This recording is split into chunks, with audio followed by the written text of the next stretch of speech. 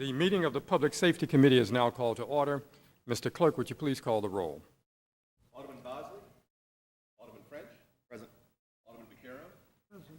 Alderman Coe. Present. Alderman Carter. Alderman Coder. Alderman Spencer. Alderman Green. Present. Chairman Kennedy. Here. We have 5 present and we have a quorum. Thank you. We have before us today Resolution 133, sponsored by Alderman Roddy. Alderman Roddy? Yeah, thank you, Mr. Chairman, members of the committee. I had hoped to pass this on the floor to avoid having a meeting and making a bigger production out of this than I thought was necessary, but I actually kind of, now as in retrospect, upon reflecting on it, I appreciate the opportunity to come down here and further explain my motivation for sponsoring this resolution. I'd like to talk about 3 things today. One is what my motivation is, why I'm doing this, and it'll take a few minutes, but I think if you afford me the opportunity to give you that background, you'll better understand why I feel so strongly about this.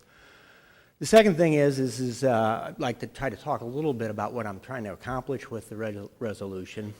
And finally, before we vote on it, I thought, you're the chairman, it might make sense to go ahead and, if in fact the resolution is passed, it might make sense to spend a couple minutes here on reflecting what the next steps might be. And so I've taken the liberty of asking our clerk and counselor to contact the city councilor, and this isn't a formal legal opinion, but at least develop a bit of a guide map on where we might want to go from here. So if that's appropriate, those 3 things I'd like to accomplish.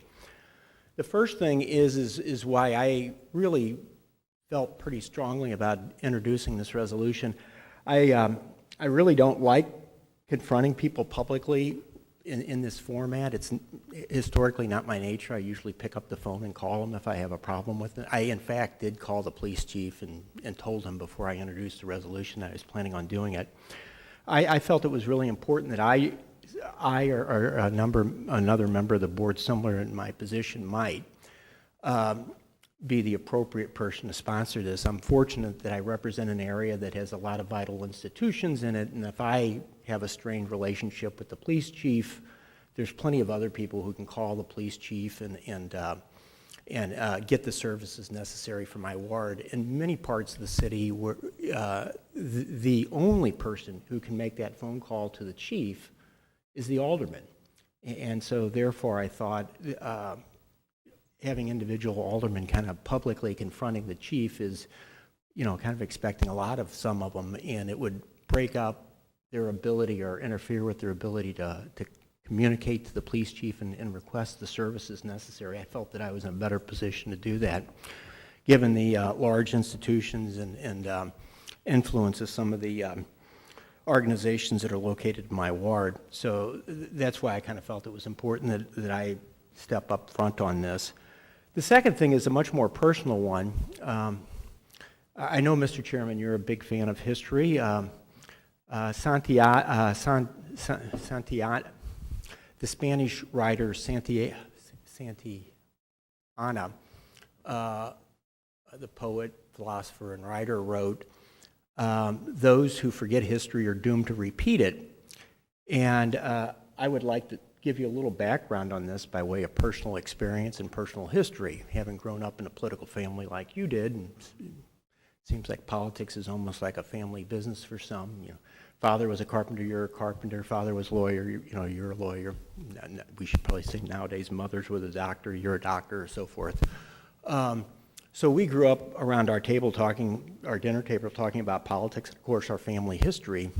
And I thought I would kind of relay and get a sense of where my concern is coming from. My grandfather was orphaned at 5, moved to St. Louis, fought in the Spanish-American War, married Ann Flood, and worked across the street from the gasometer, which was at the corner of Newstead and Shoto, which was torn down a few years ago and is now the place of 150 apartments out there. And he worked there as a stationary engineer, which was the union that Steve Krigali actually represented before he came down and joined us. And he did that for many years, as his father-in-law had gotten him the job there. My dad got interested in politics when he was hit by a car as a young boy and had kidney and bladder issues his whole life, and it was very debilitating. Almost didn't graduate from high school. He was a talented student, skipped a grade, and ended up going down to St. Louis University St. Louis University High School on a scholarship in the depth of the Depression, and then eventually ended up getting a scholarship to St. Louis U. But after his first semester, in the middle of the Depression, his dad died, and it was 1938. And he ended up working to support his mother. Social Security eventually came along, and that made him an advent supporter of the New Deal and got him very interested in politics. By 1953, he ran for alderman, came down here the same time as Red Villa. Tom's father came down, and they became lifelong friends, worked for years with your father, Mr. Chairman. We're good friends most of that time as well. In 1968, my dad, when I was young, I would hardly ever see him. He was a politician during the daytime, and then at night he worked on the loading docks. He never went back to get his college degree. But in 1968, he always made the exception of going on a family vacation. So in 1968, in the summer, we were vacationing in Florida, and we got a phone call. Philip O'Toole, the clerk of the circuit court, had died, and there was a vacancy, and back in those days, it was my dad's turn. So he had to fly up to Chicago in the heat of the National Convention with all the riots outside and everything, and Warren Hearns ended up appointing him the circuit clerk. The reason I say all that is at the time the circuit clerk was the largest patronage office in the city, and over the years he would eventually directly or indirectly control many of the patronage jobs in the city. And since patronage was kind of the source of my older sister and my two younger brothers and mine, both college degrees and graduate degrees, it was something that we took a great interest in and talked about a great deal. And the patronage system, or the spoil system as it's sometimes referred to, was actually started in 1828. And it was started by Andrew Jackson. When he won the presidency, he threw one really, really big party, and they opened up the White House, and they brought horses in, and they all danced on the furniture, and the next day he fired everybody who worked for the federal government and employed all of his friends. And the spoil system, as it was referred to, is reference into the victor goes the spoils. And from 1828 to roughly 1860, that was pretty much the practices, of politics, and it was very much kind of an appropriate and understood way that was the way things were done. By 1860, the Pendleton Act was passed, and it was the beginning of the first reform and the founding of the civil service system. By 1939, in the middle of the FDR administration, the alphabet soup programs became so patronage heavy that they ended up reforming them with the creation of the Hatch Act in 1939. People talk about political machines. I wanted to bring a prop down.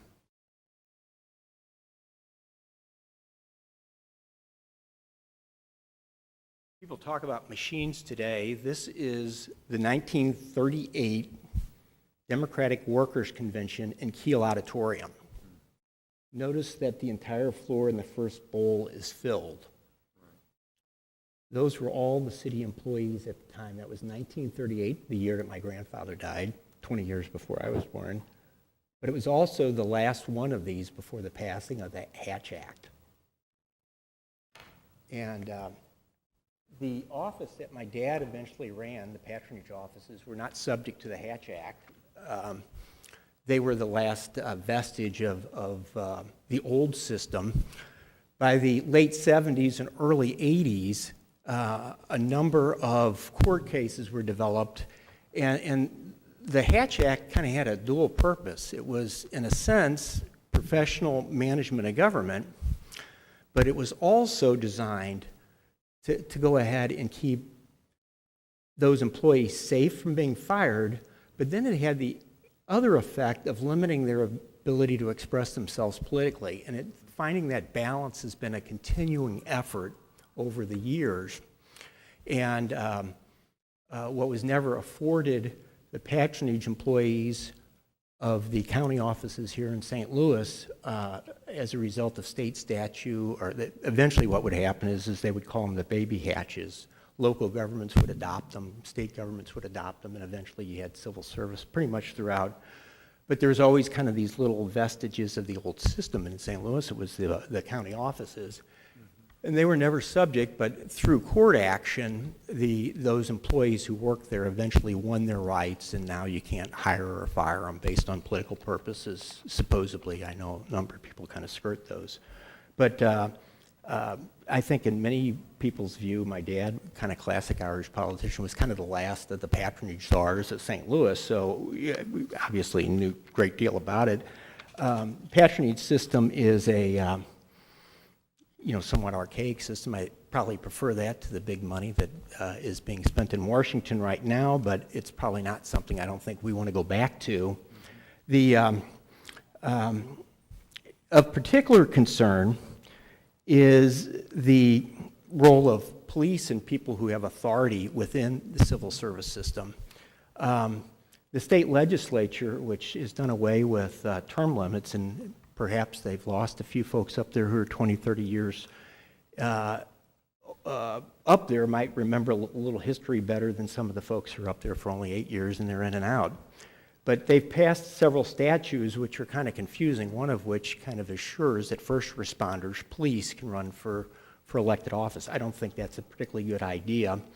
If they had been a few more experienced people up there, they might have wandered into the speaker's office, and in his outer office, there's some very famous murals by the painter Thomas Hart Benton.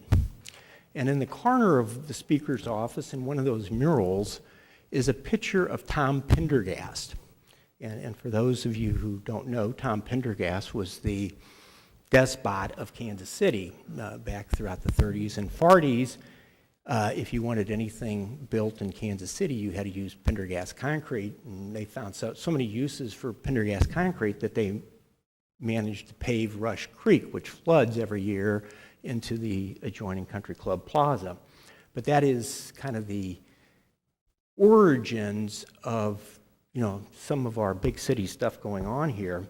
Pendergast on election day, and he wasn't necessarily the only one in the 20s and the 30s, there was a fine line between the criminals and the police department back in those days, and it wasn't unusual for the police to actually be polling workers, let's say.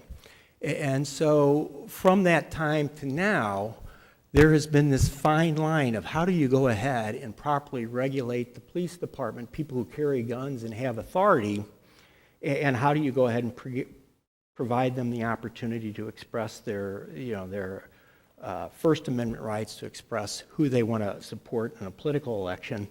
The state of Missouri has chosen to go one way. I asked our clerk to go ahead and print out an article, just so you don't think I'm making all of this up. Oh, I thought you were going to. Yeah, this is the Hatch Act, a little summary that's done on Wikipedia. It kind of goes through, I think it recaps much of what I've talked about. But if you get down near the bottom, they start talking about permitted and prohibited activities for employees who participate in partisan political activity. And they go ahead and they kind of divide the different levels or areas of federal government over what activities they can get involved in. And they have a really special section for the military. They have a military code that regulates that. And then at the bottom of this, they talk about that. And then down at the bottom, they further restrict. They still let them vote and they still let them participate. But they really go ahead and take a very, very close look and talk about administrative law judges. People who work for the CIA probably shouldn't be running for elected office. Contract appeal boards, criminal divisions, all the Department of Justice, the Defense Intelligence, the Federal Bureau of Investigation, the Federal Election Commission, the Merit System Protection Board, the National Geospatial Agency, which works here in St. Louis, one of our top spy agencies. Probably not a good idea to have the guy running for office while he's running that.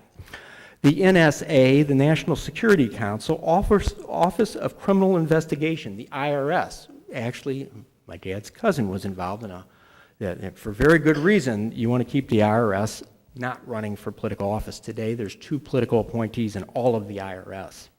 The Office of Investigative Programs, the Office of Law Enforcement, the United States Office of Special Counsel, the Secret Service, and the Senior Executive Service. None of them are permitted to run for political office while they work. So why we should go ahead and permit our police chief to run while he's a police chief in the midst of a crime wave makes absolutely no sense to me. But if it's the will of the state legislature, I guess we have to live with that.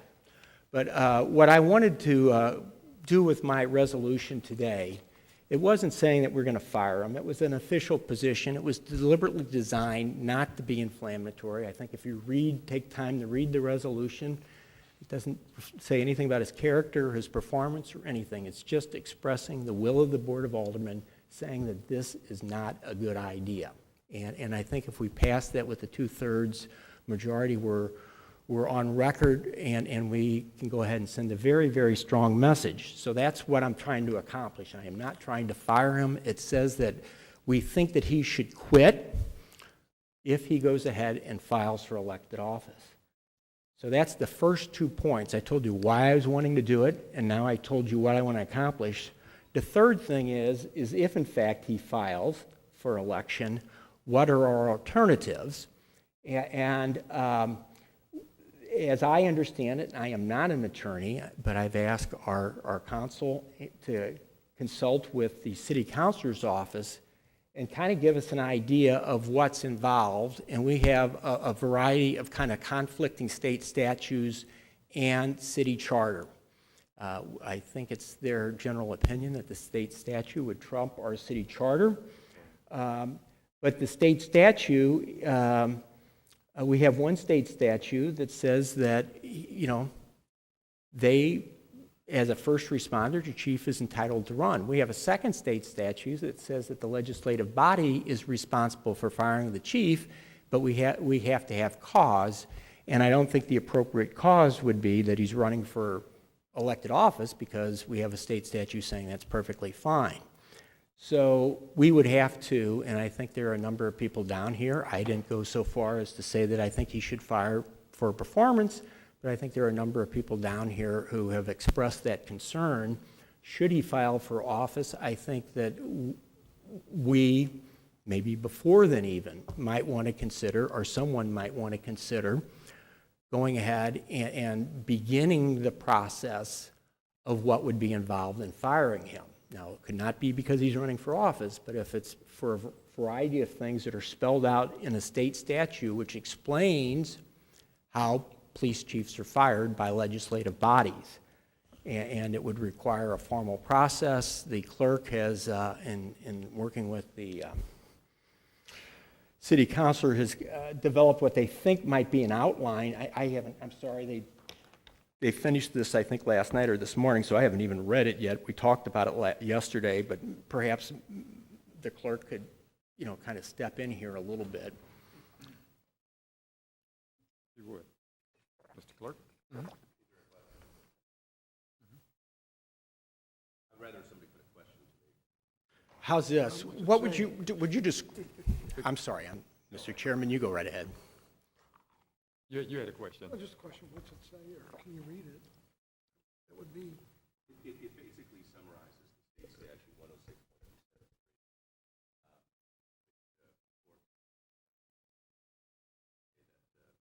Chief law enforcement officers.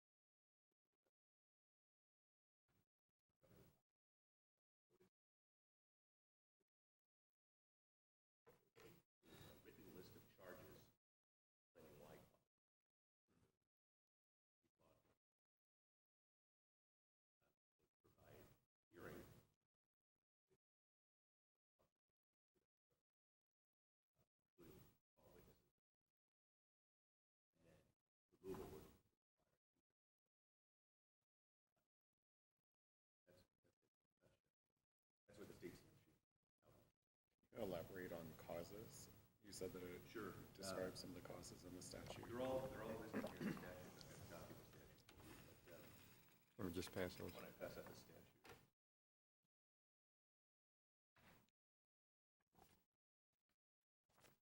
If the chief is unable to perform his duties, at least for reasonable safety as a result of mental condition, would be one cause. The chief is committed any act while engaged in performance of duties that constitutes a reckless disregard for the safety of the public. The chief has caused a material factor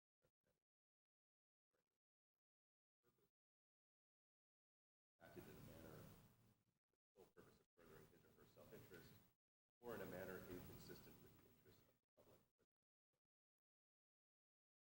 Chief has been found to have violated a law, statute, or ordinance, constitutes a felony. And lastly,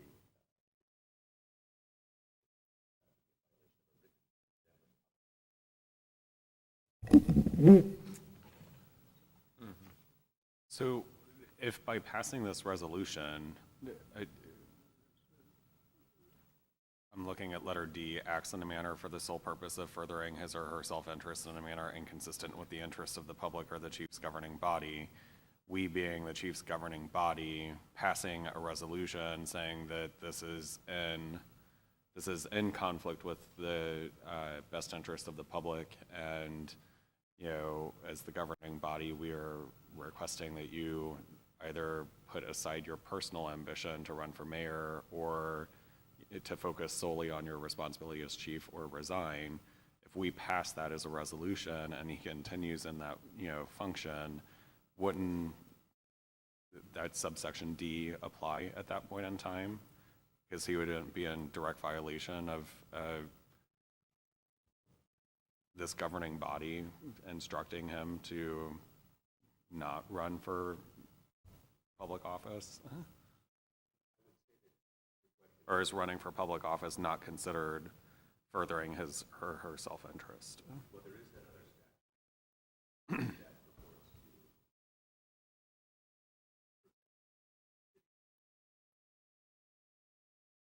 to Mhm. point that out. Okay. But beyond that, Yeah. Okay. substantively, Mr. Clerk, they've asked that you speak closer to the microphone. I'm sorry, it'd probably be the chair. I don't think it's appropriate. I don't think it's appropriate for me.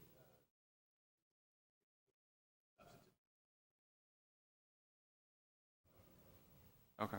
I appreciate it. Alderman?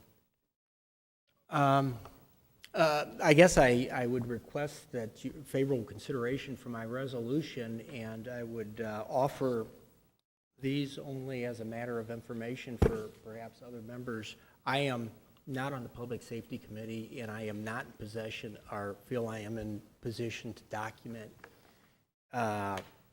any of the other 5 or 6 reasons that you might want to go ahead and fire the chief, but perhaps the Public Safety Committee or members thereof might be in a better position to, document one or more of those items. Okay, we could take questions from members of the committee, recognizing that the charge before us here is to whether or not we feel there's merit to pass this resolution back to the full board. So we will take it by seniority. Alderman French. Okay. Alderman Vaccaro. And just more of a, and I'm fine passing it to go back out. I'm just asking you if you want it to go back out, or would you rather we have more discussion here and possibly bring in the chief or whatever? I'm good either way. I just curious. Well, I would think that it would be what I would prefer, I guess, is to pass this resolution, express our disapproval, or document what I think is, I haven't counted votes or even talked to anybody. I've done this more because I just felt very strongly that we needed to separate these powers.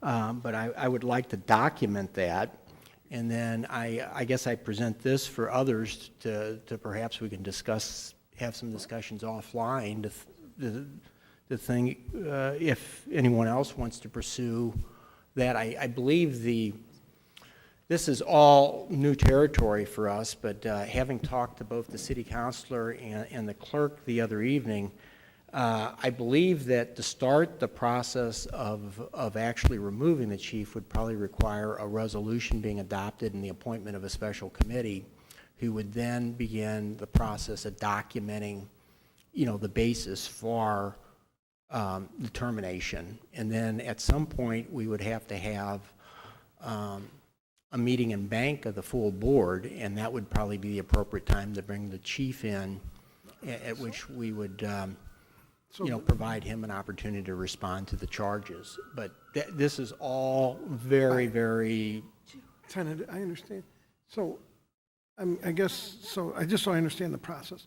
So we pass this out today, which again, I'm fine with.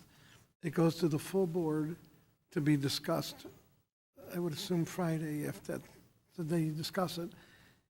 And then that would just be this resolution. Then another resolution, even after this resolution, would have to be brought up with cause. Am I right in my understanding? Mr. Clerk?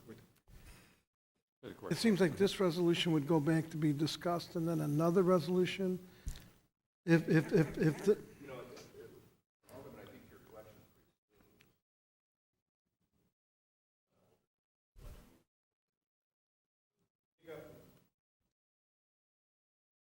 I ask that you don't shout in our meeting, whoever did that. So, well, okay, yeah, that's presuming that somebody wanted, otherwise this goes to the full board and discussed, and then it's pretty much over. Would be, but this resolution is not the start to remove the chief. This resolution, No. I just want to make, that's what my thoughts It's were, not. but I wanted to make in my Yeah. mind what's I really would going not on. interpret this as a start to remove the chief. This This is simply giving the general will of the body of the Board of Aldermen, if it passes, as it relates to its running. The point is, if there is an effort in that direction, there would need to be another resolution That and was and my- a separate effort to do That's that. what I thought. I Right. was just asking to confirm that, but that's what I thought. Okay, that was it. I was more curious. Alderman Cone?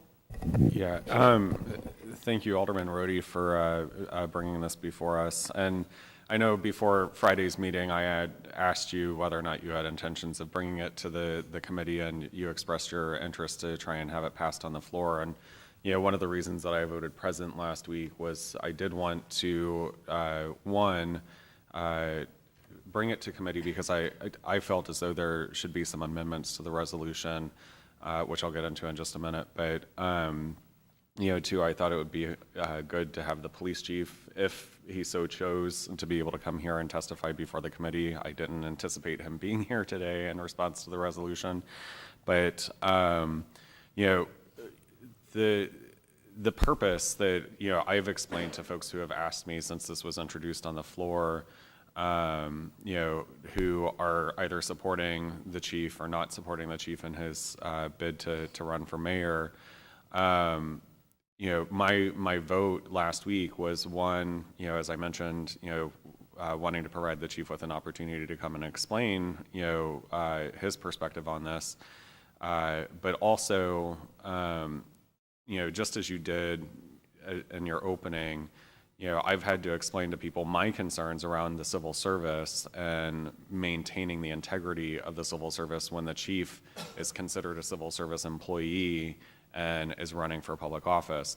None of that's in the resolution, which I would like to amend the resolution to include, if there's a way to summarize some of, what you I would elaborated consider upon. that a friendly amendment and welcome that. Because I think it's important, because I think that truly is what's really at the heart, and at least from what I gather, should be at the heart of the resolution, which is, maintaining the integrity of our civil service, which is a home rule charter city. It's, I think chapter 18 of our charter, and has been enshrined in the charter since 1941. And so, I don't have an amendment prepared just yet, but, you know, I don't know if I'll be able to do that during this committee hearing, or if we should do it, you know, after a vote is taken and possibly have amendments ready for the floor.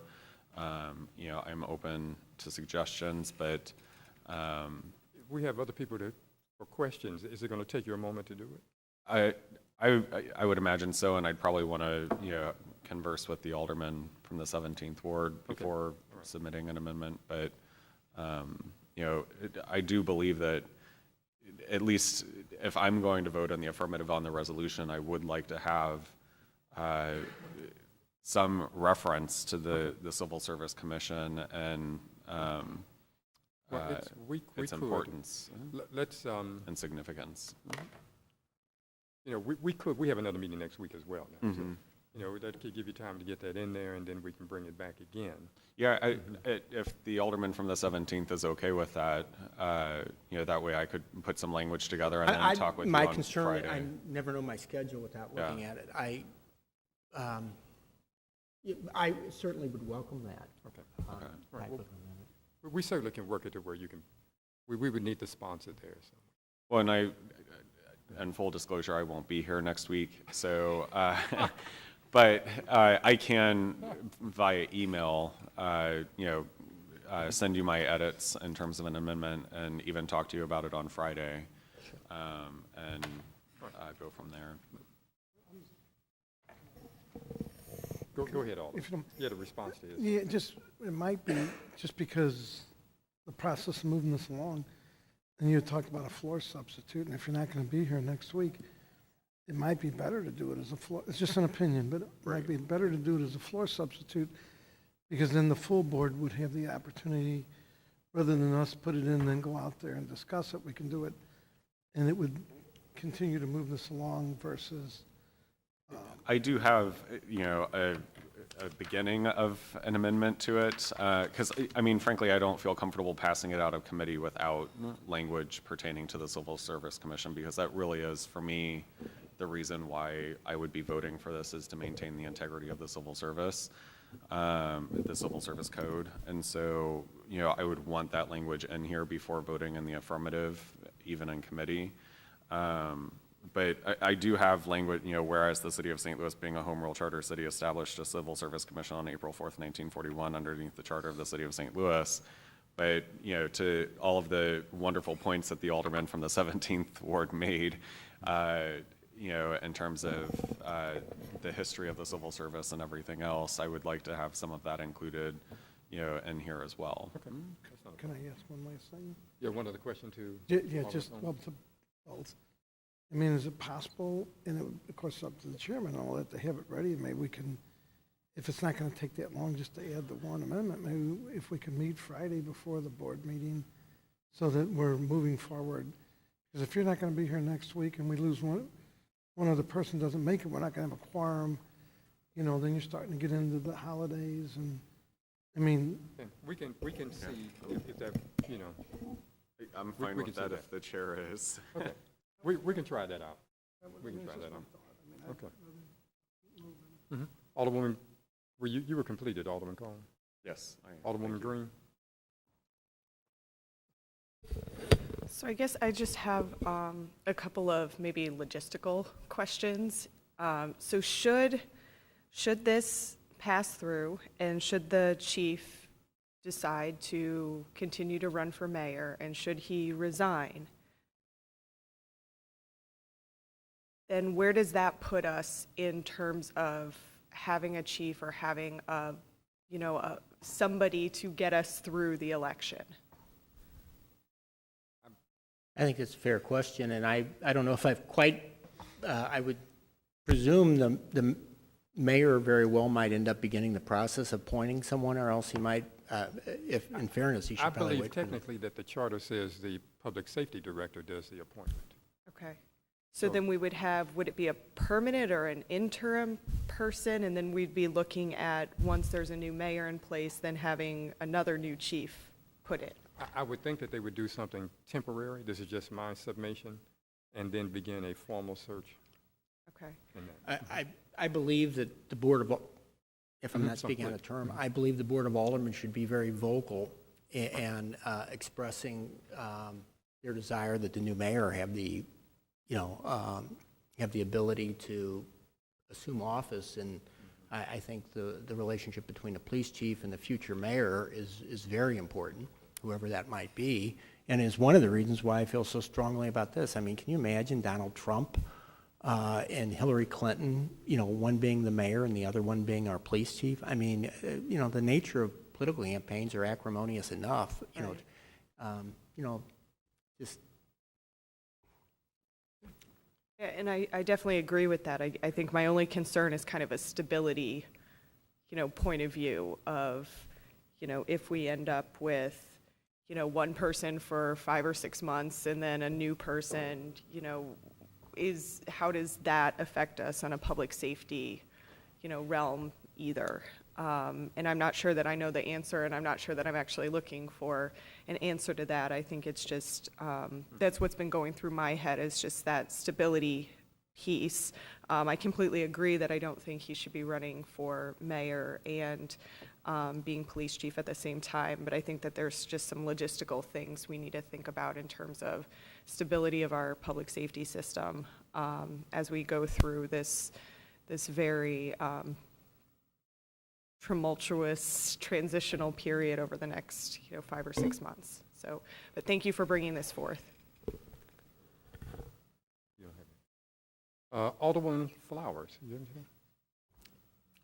Nothing? Alderwoman Ingracia? Anybody else? Okay. Then at this point, we will hold the resolution in committee, give the opportunity to confer with the sponsor and see if you can get these amendments, and we'll look to calling a meeting for Friday if you have everything in place by that time. Okay? I should. Did you have any other closing comments today? No, other than, I began by saying that those who do not remember history are doomed to repeat it. And, this happens frequently in the legislative process. I have always been interested in the FDR era. In 1932, when he assumed office, he appointed a guy named Joe Kennedy, John Kennedy's father, to head the SEC. He wanted to have the biggest scoundrel on Wall Street become the police of the Wall Street, and that led through a whole series of reforms. One of the biggest reforms was something called the Glass-Steagall Act, which formally separated insurance industry from investment banking from commercial banking. One of the reforms out of the New Deal era was the insurance of bank deposits so that it would instill confidence. But in exchange for that insurance, the federal government said, well, if we're going to insure deposits, we have to have a lot of control and regulation over how you invest that money so that you're not going ahead and taking great risk with it. So that was the history of commercial banking, and investment banking was always, a riskier activity. And of course, 60 years later, during the Clinton administration, they began deregulating the very, things that separated those various types of banking and finance. And of course, by 2007, they had completely melted down, and we had commercial banks that were leveraged about 50 to 1, and which eventually led to the financial crisis of 2008. And so it's not inconceivable this stuff becomes kind of a slippery slope. There was an era early in our history where we weren't probably too much different than what Moscow was a couple of years ago, where you had, politicians that were very involved with, organized crime and fixing elections. So, this is, people who say, oh, that never happened, but it gets to be a slippery slope, and I think this is probably the appropriate place to stand up and say, no, we don't want to go beyond this point. So, thank you. All right. There are no other questions, and there's no other items on our agenda. Our meeting's adjourned.